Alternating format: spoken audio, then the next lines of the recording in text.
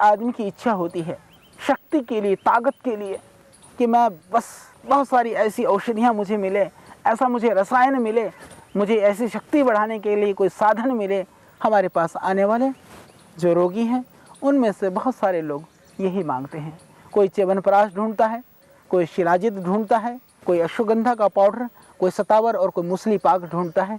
निश्चित रूप से उन द्रव्यों में शक्ति है, उनसे भी आप ताकत प्राप्त कर सकते हैं, परंतु आपके घर और आंगन में यदि तुलसी का पौधा है और आप थोड़ी ज़्यादा जगह पर आप तुलसी को लगा लें तो मैं समझता हूँ कि शिलाजित और च्यवनप्राश के अंदर विद्यमान ताकत को शायद खोजने की आवश्यकता आपको नहीं पड़ेगी। आप तुलसी के द्वारा वो प्राप्त कर सकते हैं। तुलसी के बीज के अंदर वह शक्ति है, वह क्षमता है कि यदि आप तुलसी का 100 ग्राम लगभग आप बीज के अंदर आधा किलो मिश्री पाउडर करके दोनों को पीस करके मिला करके रख लें और नित्य प्रति सुबह शाम 1-1 चम्मच आप दूध से ले लें तो ये अत्यंत पौष्टिक है, शक्तिवर्धक है। ये आपकी कमजोरी को और परेशानी को, क्षीणता को, वो किसी भी तरह से क्यों ना आई हो, आजकल जो हमारे युवा वर्ग है वह बहुत तरह के व्यसनों में फंस करके, दुर्गुणों में फंस करके, दुर्व्यसनों में वह अपने जीवन को जब लगाता है, थोड़े दिन बाद वो महसूस करता है कि अब यह जीवन बिल्कुल जीवन से निराश हो जाता है। तो निराश होने की ज़रूरत नहीं है। अपने कर्म को सुधारें, सुंदर बनाएं और आप इस तुलसी के द्वारा तुलसी के बीज और मिश्र को पीस करके उसका आप प्रातः सायं सेवन करें। यह एक निरापद, दिव्य और सर्वत्र सुलभ। यदि आपके घर में तुलसी का बीज ना भी मिले तो आप पंसारी के यहाँ से, बाज़ार से भी प्राप्त कर सकते हैं। यह आपके लिए एक दिव्य टॉनिक के रूप में, एक दिव्य औषधि के रूप में आपके लिए बहुत यह लाभदायक एक दवाई है। इसको आप ज़रूर इसका आप सेवन करें, इसको आप अपना सकते हैं।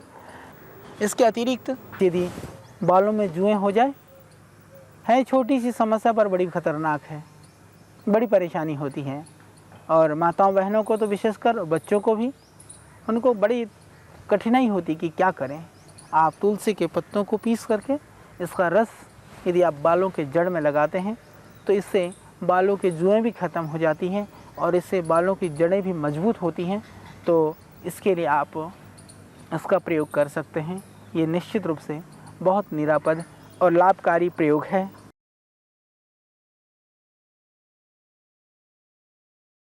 संपूर्ण स्वास्थ्य विज्ञान एवं दर्शन आयुर्वेद, आयुर्वेद के द्वारा किस तरह से हम अपना जो स्वास्थ्य है संपूर्ण रूप से प्राप्त कर सकते हैं और आयुर्वेद का दर्शन क्या है, इसके ऊपर हम चर्चा कर रहे हैं। इसी चर्चा की श्रृंखला में अभी हमने चर्चा की, इससे पहले हमने चर्चा की कि किस तरह से जो सप्त धातुएँ हैं, बाकी जो हमारे दोष हैं, त्रिदोष हैं, इन सब विषयों में हमने बात की। और उसके बाद में धातुओं के बाद में उपधातुओं का भी शरीर में एक स्थान है, वो भी अलग अलग तरह के कार्यों को करते हैं, पर उपधातु इतने महत्वपूर्ण नहीं होते हैं जितना कि धातुएं महत्वपूर्ण होती हैं। वो सिर्फ धातुओं का ही एक सूक्ष्म स्वरूप होता है। अब हम बात करेंगे इसके आगे मल पदार्थ के संदर्भ में, क्योंकि जो मल पदार्थ है यानी कि जितना भी जो हम भोजन आदि ग्रहण करते हैं, बाद में वो जो एक भाग के रूप में, एक सार के रूप में निकलता है, जो मल पदार्थ के रूप में उसको हम जानते हैं। तो जब शरीर में पाचक अग्नि के द्वारा, यानी कि जो भी हम ग्रहण करते हैं, जो भी हम खाते हैं या पीते हैं, उसका जब शरीर में जाता है, जब हम मुंह के द्वारा जब अंदर लेते हैं, तब जो उसका पाचक अग्नि के द्वारा भोजन का जब पाचन होता है, तो उस समय पर जो भोजन का सार है, जो सार तो रस आदि धातुओं के निर्माण के लिए, रस रक्त आदि धातुओं के निर्माण के लिए जो सार है, उसको आयुर्वेद में प्रसाद भी कहते हैं। उसके द्वारा जो है उसका पोषण होने लगता है। और जो असार भाग है उसको किट्ट भाग कहते हैं या मल भाग कहते हैं। उससे मल पदार्थों, जैसे कि मुख्य रूप से मल पदार्थ कहते ही जैसे पुरुष है, पुरुष का मतलब शौच, और फिर मूत्र है, स्वेद है, ये तीन जो मूल रूप से तीन हमारे मल पदार्थ हैं जो मुख्य, जो कि मल के रूप में शरीर से निकलते हैं। तो किटमन्नस्य विणमूत्रम रसस्य तु कफो अस्त्रिजः इस तरह से चरक स्थान पे कहा गया है, क्योंकि ये पदार्थ शरीर को मलिन करते हैं, अतः ये मल कहलाते हैं। तो क्योंकि ये जब पांचों का रसन हो जाता है, रस होने के बाद में इसका निकलना बहुत जरूरी होता है, समझिए। इसीलिए शरीर को धारण करने के लिए अन्न की आवश्यकता है, पर उसके बाद जब रस रक्त आदि बनने के बाद में मल का निस्सारण होना भी उतना ही जरूरी है। यदि मल का सही निस्सारण नहीं हो तो बहुत सारी बीमारियां होने की संभावना है। उसकी वजह से बहुत सारे शरीर के अंदर विकार पैदा हो सकते हैं। वात आदि दोषों से दूषित होने के कारण इन्हें दूष्य भी कहा जाता है, यानी कि ये शरीर को दूषण भी करते हैं। तो शरीर के स्वास्थ्य के लिए इन मल पदार्थों का शरीर से बाहर निकलना बहुत ही आवश्यक है, क्योंकि आयुर्वेद में कहा है सर्वेषाम एव रोगाणाम निदानम कुपिता मलः, यानी कि शरीर में जितने भी जो विजातीय तत्व हैं यदि वो बहुत अधिक बढ़ जाते हैं और कुपित यानी कि विकृत हो जाते हैं तो इनसे विविध प्रकार के रोग उत्पन्न हो जाते हैं। तो इसीलिए जो विजातीय तत्व हैं शरीर के अंदर में, उन विजातीय तत्व को शरीर से समय पर बाहर निकालना बहुत जरूरी है। यानी वो यदि पदार्थ शरीर में समय से पहले निकल गए तो सार तत्व को भी लेकर के निकलते हैं, ये भी समझने की बात है। तो उचित समय पर जिसे आहार लेना जरूरी है, उसी तरह से उचित समय पर मल विसर्जन होना बहुत ही जरूरी है। तो इन मल पदार्थों में भोजन के जो असार भाग के अलावा चयापचय, जो मेटाबॉलिक क्रिया के बाद में जो ऊतक कोशों के द्वारा निकाले गए व्यर्थ के पदार्थ पाचन क्रिया के दौरान अतिजीर्ण, मृत या निर्जीव हो गई जो धातुएं हैं, अत्यधिक बढ़े हुए वात, पित्त या कफ दोष है, शरीर के लिए हानिकारक एवं व्यर्थ के तत्व हैं, इस तरह के जितने भी तत्व हैं वो सब शामिल हो जाते हैं। वैसे मल पदार्थों का यह स्वभाव ही है कि एक निश्चित मात्रा से अधिक होने पर स्वयं ही शरीर से बाहर निकलने के लिए विसर्जक अंगों, यानी कि जब मल का प्रेशर हो जाता है तो आपने देखा होगा जैसे मलाशय में, मूत्राशय में वो अपने आप गति करने लगते हैं। तो यदि सीमित मात्रा के बाद में वो बाहर निकलने के लिए अपने आप प्रयास करते हैं। यानी शरीर का निर्माण भगवान ने इस तरह से किया हुआ है कि मल अंश का उतना ही शरीर पर स्थान रहता है जितना शरीर के लिए जरूरी होता है।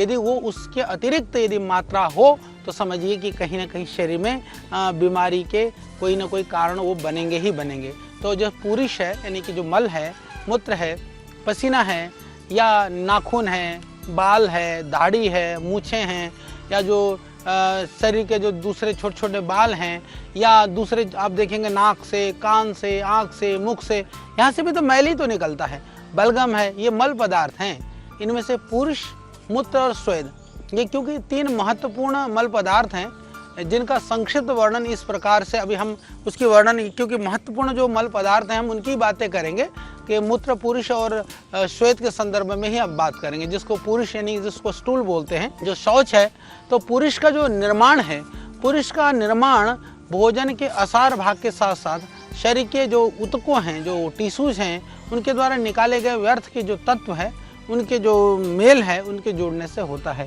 ये हमको जानना चाहिए। यही कारण है कि जिस व्यक्ति ने बहुत दिनों से कुछ खाया न हो, उसमें तथा गर्भ के अंदर बढ़ रहे शिशु जो कुछ भी नहीं खाता में भी पुरुष का निर्माण होता रहता है। अतः ऊतक कोशों को स्वस्थ रखने के लिए शरीर से इस पुरुष का बाहर निकलना बहुत आवश्यक है, इसको आप समझिए। यानी इसका ठीक तरह से विसर्जन न हो तो फिर क्या हो जाएगा, पेट के रोगों के साथ साथ में दूसरी भी बीमारी होना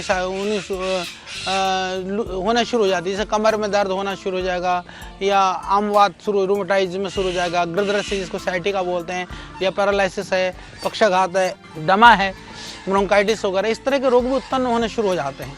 तो यही कारण है कि इन सभी रोगों की जो है चिकित्सा में, आयुर्वेद की चिकित्सा में रोगी को हम सबसे पहले पेट की बात पूछते हैं। जो अच्छा योग्य चिकित्सक होता है वो सबसे पहले ये पूछता है कि इस तरह के रोगियों को कि आपका पेट साफ रहता है क्या। और आप भी ध्यान रखिए, यदि आपका पेट साफ नहीं है तो समझिए कि कई कुछ भी बीमारियां आपको हो सकती हैं। यानी कि सारे रोगों का जो मूल स्थान है वह हमारा ये जो आमाशय है, हमारा जो पेट है, जहाँ पर मल का संचय होता है वह स्थान है। इसीलिए पेट को ठीक रखना बहुत ज़्यादा ज़रूरी है। ध्यान रहे कि कब्ज न रहे, ज़्यादा इस तरह के इंडाइजेशन ना हो, इसके लिए आपको बहुत ज़्यादा ध्यान रखने की आवश्यकता है। और इसके अलावा मल का यदि विसर्जन ठीक से नहीं होता है तो आंतों में अनेक प्रकार की कृमियाँ भी पनपनी शुरू हो जाती हैं। उनके लिए एक अनुकूल वातावरण हो जाता है, फिर ये कृमि शरीर को स्वयं ही हानि पहुँचाते हैं। और कई बार जो शरीर के लिए लाभकारी, क्योंकि हमारे पास दोनों तरह के बैक्टीरिया हैं इस शरीर के अंदर में, कुछ लाभकारी बैक्टीरिया भी हैं, तो वो बैक्टीरिया बहुत ज़रूरी है वो रस के पाचन के लिए, शरीर के सिस्टम को ठीक रखने के लिए। तो जो इस तरह के जो हानिकारक बैक्टीरिया बढ़ जाते हैं तो लाभकारी बैक्टीरिया को भी बढ़ने से रोकते हैं। तो इससे क्या होता है कि मनुष्य फिर उन जीवाणुओं से, उन बैक्टीरियाओं से होने वाले लाभ से वंचित रह जाता है और शरीर में मल का ठीक प्रकार से विसर्जन होना बहुत ज़रूरी है। न होना रोग का कारण